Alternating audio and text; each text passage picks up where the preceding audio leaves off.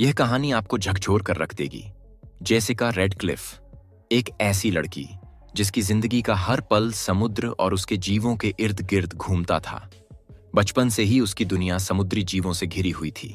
उसके पिता एक बायोलॉजिस्ट थे जो अक्सर अपनी रिसर्च के लिए अलग अलग समुद्री जानवरों को अपने लैब में लाते। इसीलिए जेसिका का झुकाव भी इन जीवों की ओर बढ़ता चला गया।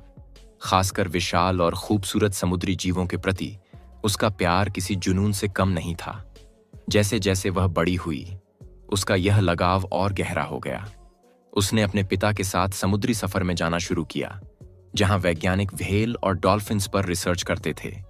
इन जलीय जीवों के साथ हर दिन बिताने की वजह से जेसिका के अंदर एक अनोखी समझ विकसित हो गई। वह इन जीवों को गहराई से महसूस करने लगी थी। उसके हाथों में जैसे कोई जादू था।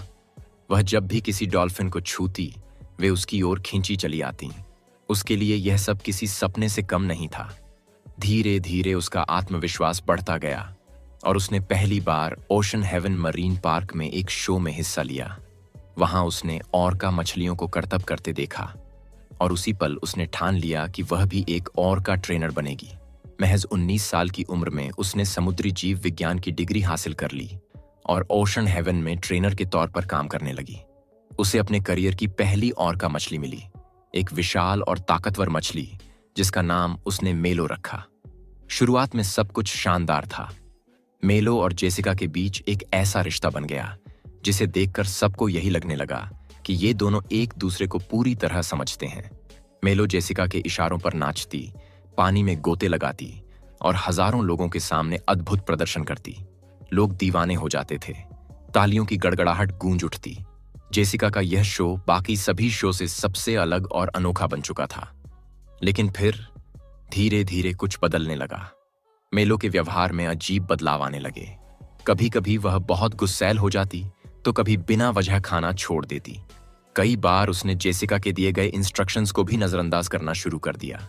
जेसिका को यह बदलाव साफ नजर आ रहा था, लेकिन वह इसे नजरअंदाज करती रही।